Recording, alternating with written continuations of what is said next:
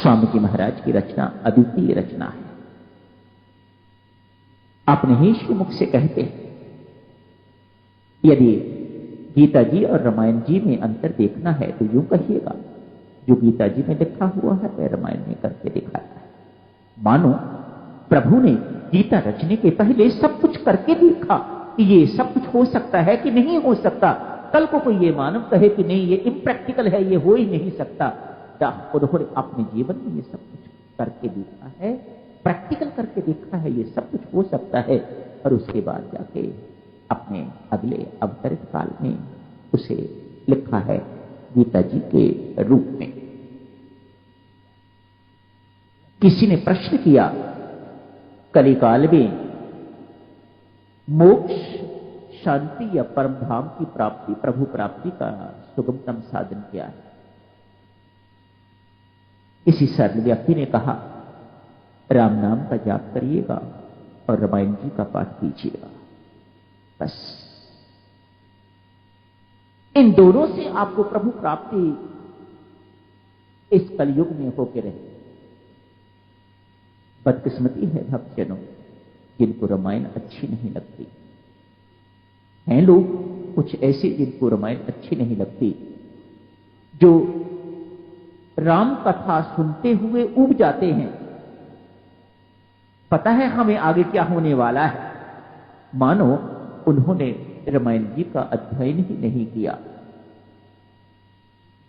आगे क्या होने वाला है, मानो आपने पूर्ण अंतःकरण से उसका अध्ययन जो है वह नहीं किया।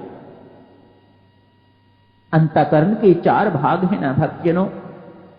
यदि व्यक्ति केवल मन से सुनता है तो उसे मनोरंजन सा लगता है, वह देखता है ढोलक बाजा किस प्रकार का बज रहा था, माइक किस प्रकार का, संगीत साथ किस प्रकार का था, कितने गाने वाले थे, इत्यादि इत्यादि, वह इन्हीं चीजों में खोया रहता है। अंतःकरण चतुष्ट चित्त से जब व्यक्ति सुनता है तो कभी ऊबता नहीं है। राम कथा नित्य नवीन लगती है। हर बार आदमी कुछ ना कुछ नया उसमें से ढूंढता है, नया कुछ ना कुछ उसे मिल जाता है।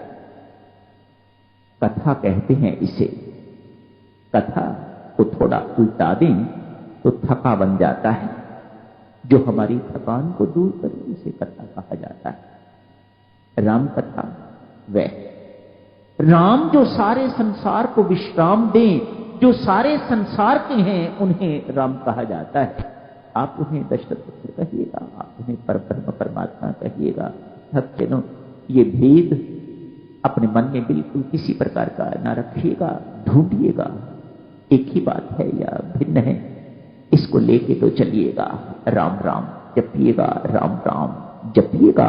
ये भेद परमात्मा स्वयं ही खोले तो ही पता लग सकेगा वह दशरथ नंदन कौन है और परब्रह्म परमात्मा कौन है, एक ही है या 2 हैं। ये भेद गुरु खोल सकता है या फिर परमात्मा स्वयं खोल सकता है। आप साधना कीजिएगा, खोज कीजिएगा इस प्रश्न का उत्तर ढूंढने के लिए।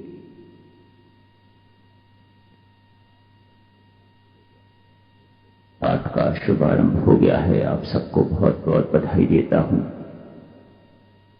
बड़े भाव से आपसे इसका पाठ करते रहिएगा। इस समय इतना ही आपकी सेवा में कहूंगा। राम तो है हमारे घर और रामायण जी हैं राम के घर। रामायण का अर्थ ही है जहां राम विराजमान है, रहते हैं, निवास करते हैं, उसे ही रामायण कहा जाता है। आपका घर राम, ये मत भूलिएगा। आपका घर जम्मू नहीं, दिल्ली नहीं, पठानकोट नहीं, अमृतसर नहीं। आपका घर है परमात्मा राम। याद रखिएगा इस बात को। शरीर का घर तो किसी का पठानकोट है, किसी का सुजानपुर है, किसी का इंदौर है, किसी का दिल्ली है, लेकिन सबके आत्मा का घर तो एक ही है, जिसे राम कहा जाता है, परमात्मा कहा जाता है। अपना वास्तविक स्वरूप जिस वक्त आपको बोध हो जाएगा हम शरीर नहीं है। न जाने कितने शरीर धारण कर चुके हैं, कितने घर, कितनी जगह हम बदल चुके हैं, लेकिन आत्मा तो एक ही है और उसका घर है परमात्मा।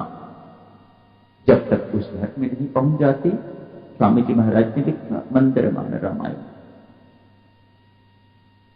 रामायण को मंदिर मानिएगा, इसका मंदिर भगवान राम का, वहीं उनके दर्शन, अलभ्य दर्शन लाभ कीजिएगा। वहीं राम निवास करते हैं, इसी रामायण के अंदर। वही है हमारा घर परमात्मा। आत्मा का घर एक ही घर है, हम सबका एक ही घर है। अभी तो शरीर के घर तो अलग अलग हैं, किसी का जलंधर है, किसी का लुधियाना है, किसी का जम्मू, लेकिन हमारा वास्तविक घर तो एक ही है। उसी घर से सब आए हैं और उसी घर में सबको जाना है। लेकिन ये होगा कब? जब आपको अपना स्वरूप का बोध हो जाएगा कि हम हैं कौन। यदि शरीर है तो घर अलग अलग है। शव शरीर, संत महात्मा कहते हैं शव शरीर के घर अनेक हैं, जगह जगह हैं, लेकिन आपके वास्तविक स्वरूप, जिसे आत्म स्वरूप कहा जाता है, उसका घर एक ही है और वह सबका एक। सभी वहीं से आए हैं और सब वहीं जाएंगे। रामायण, राम जी का घर है तो उन्हें सोने के लिए चौपाई चाहिए, चारपाई चाहिए उन्हें, तो संतों महात्माओं ने चौपाई के रूप में उन्हें चारपाई वहां प्रोवाइड कर दिए। पीने के लिए दूध इत्यादि भी चाहिए तो दोहा बीच में डाल दिया, दोहते रहिएगा, दूध पीते रहिएगा महाराज। शयन करने के लिए चारपाई हो गई, चौपाई हो गई, चतुष्पाद। पीने के लिए दूध भगवान को मिलता है और सुनने के लिए सोठा संगीत सुनिएगा, तोड़ने के लिए छंद, ये सब कुछ रामायण जी में आ गया।